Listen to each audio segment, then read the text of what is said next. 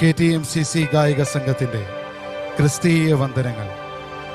മാനവകുലത്തിൻ്റെ ജന്മപാപത്തിൽ നിന്നും കർമ്മപാപങ്ങളിൽ നിന്നും മോചിതരാകുവാൻ ദൈവികമായ മുൻനിശ്ചയപ്രകാരം മനുഷ്യരൂപമെടുത്ത് ദൈവപുത്രന്റെ ജനനം മുതൽ തേജസ്വീകരണം വരെയുള്ള ഈ ആത്മീയ യാത്രയിലൂടെ നമുക്കൊരുമിച്ച് അല്പനേരം സഞ്ചരിക്കാം.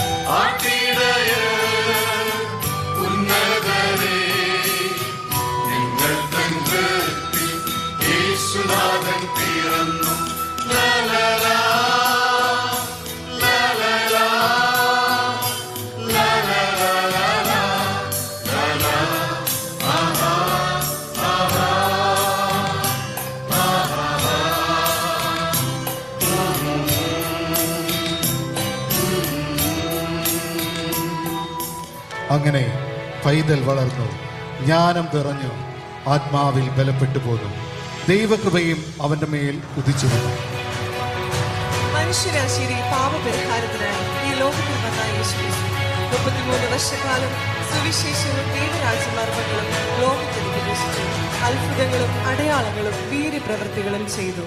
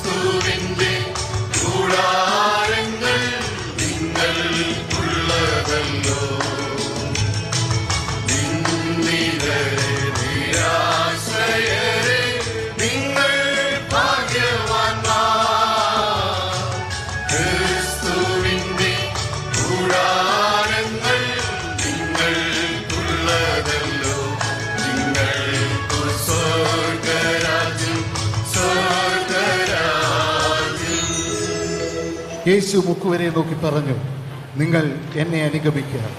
ഞാൻ നിങ്ങളെ മീൻ പിടിക്കുന്നവരല്ല, മനുഷ്യരെ പിടിക്കുന്നവരാക്കും. അത് കേട്ട നിമിഷത്തിൽ തന്നെ പലരും അവരുടെ പടകും വലയും കളഞ്ഞ് യേശുവിനെ അനുഗമിച്ചു. അതിനുശേഷം ഈ ലോകം കണ്ടത് ഒരു ആത്മീയ നവോത്ഥാനം തന്നെയായിരുന്നു. എന്നാൽ അതൊക്കെ അന്നത്തെ യാഥാസ്ഥിതികരായിരുന്ന യഹൂദന്മാർക്കും പരീശന്മാർക്കും സഹിക്കാവുന്നതിനപ്പുറമായിരുന്നു. അവർ യേശുവിനെതിരായി അവനെ പീഡിപ്പിക്കുവാൻ തുടങ്ങി. അവനെതിരെ ശിക്ഷാവിധി നടപ്പാക്കി. ഗോൽഗോഥ മലമുകളിൽ 3 ആണികളിൽ കുരിശിൽ തറച്ചു. എന്റെയും നിങ്ങളുടെയും പാപങ്ങൾക്ക് വേണ്ടി അവൻ ക്രൂശിൽ ബലിയായി.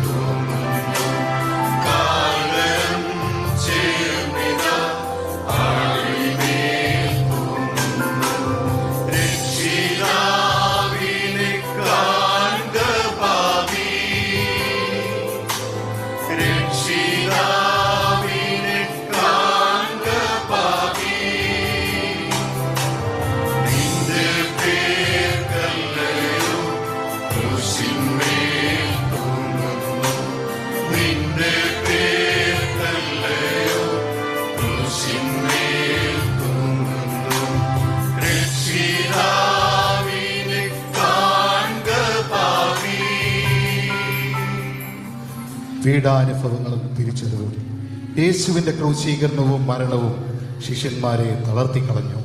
തങ്ങളോടൊപ്പം നടന്ന ഗുരു ഇനി ഇല്ലെന്ന ഭയം അവരുടെ മനസ്സുകൾ കീഴടക്കി. പത്രോസിനെ പോലെ ചിലർ അവനെ തള്ളിപ്പറഞ്ഞു. യൂദയെ പോലെ ചിലർ അവനെ ഊറ്റിക്കൊടുത്തു. മറ്റു ചിലർ ഭയന്ന് ഓടിപ്പോയി. അങ്ങനെ അവർ യേശുവിനെ അടക്കം ചെയ്തു. കല്ലറവാതിക്കൽ ഒരു വലിയ പാറക്കല്ലും അതിന് മുദ്രയും വെച്ചു. എന്നാൽ സംഭവിച്ചത് ഒരു മഹാ അത്ഭുതമായിരുന്നു. കല്ലറ ഭേദിച്ച് ഉയർത്തെഴുന്നേറ്റ കർത്താവിനെ അവർ കണ്ടപ്പോൾ അവരുടെ സംശയങ്ങളെല്ലാം മാറി. ഞാൻ നിങ്ങളെ അനാഥനായി വിടുകയില്ല, ഞാൻ പോകുന്നു. നിങ്ങളിലേക്ക് മറ്റൊരു കാര്യസ്ഥനെ അയച്ചു തരും. നിങ്ങൾ പരിശുദ്ധാത്മശക്തി നിറഞ്ഞവരായി ഭൂമിയുടെ അറ്റങ്ങളോളം പോയി എൻ്റെ സാക്ഷികളാകുവേൻ. ആ പരിശുദ്ധാത്മാവാണ് ഇന്ന് നമ്മെ നയിക്കുകയും ശക്തിപ്പെടുത്തുകയും ചെയ്യുന്നത്. അവൻ വെറും മനുഷ്യനല്ല, അവൻ ജീവനുള്ള ദൈവമാണ്. ആ തിരിച്ചറിവാണ് ലോകത്തെ മാറ്റിമറിച്ച സുവിശേഷത്തിന് തുടക്കമായത്.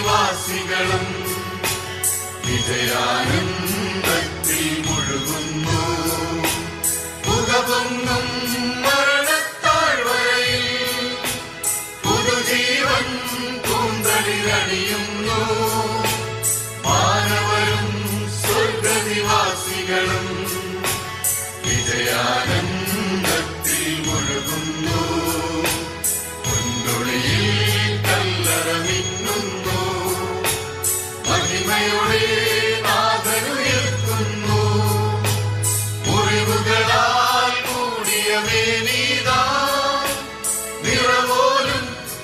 കൃപയിൽ മുഴുകുന്നു. പ്രിയപ്പെട്ടവരെ, ഈ ആത്മീയ യാത്ര നമ്മെ മഹത്തായ സത്യത്തിലേക്ക് നയിക്കുന്നു. നമ്മെ വീണ്ടെടുത്ത കർത്താവ് വീണ്ടും വരും. അതാണ് അവൻ്റെ രണ്ടാം വരവ്. അവൻ മേഘാരൂഢനായി വരുമ്പോൾ ജീവനോടെ ഇരിക്കുന്ന നമ്മെ അവൻ്റെ അടുക്കൽ ചേർക്കും. അല്ലെങ്കിൽ അവൻ വരും മുമ്പ് നാം ഈ ലോകം വിടുകയാണെങ്കിൽ പോലും ഭയപ്പെടേണ്ടതില്ല. വേദപുസ്തകം നമ്മോട് ഇപ്രകാരം പറയുന്നു: അന്ത്യകാഹളം മുഴങ്ങുമ്പോൾ മരിച്ചവർ അക്ഷയരായി ഉയർത്തും. നാം എല്ലാവരും രൂപാന്തരപ്പെടും. കണ്ണിമ ചിമ്മുന്ന നേരം ഒരു ഞൊടിക്കുള്ളിൽ നാം കർത്താവിനെ എതിരേൽപ്പാൻ ഉയർത്തപ്പെടും. ഉയർത്തെഴുന്നേറ്റ യേശു കർത്താവിനൊപ്പം യുഗായുഗങ്ങൾ സ്വർഗത്തിൽ വസിക്കുകയെന്നത് ഏതൊരു ദൈവപൈതലിന്റെയും ആത്യന്തികമായ സ്വപ്നമാകുന്നു. അവിടെ മരണമില്ല, കണ്ണുനീരില്ല. നിത്യമഹത്വത്തിൽ നാം അവനോടൊപ്പം വസിക്കും. അതിനാൽ ഈ നിമിഷം നമുക്ക് നമ്മോട് തന്നെ ചോദിക്കാം: ഞാൻ ഒരുങ്ങിയിട്ടുണ്ടോ? ആ കാഹളനാദം കേൾക്കുമ്പോൾ കർത്താവിനെ എതിരേൽക്കാൻ നമുക്കും ഒരുങ്ങാം.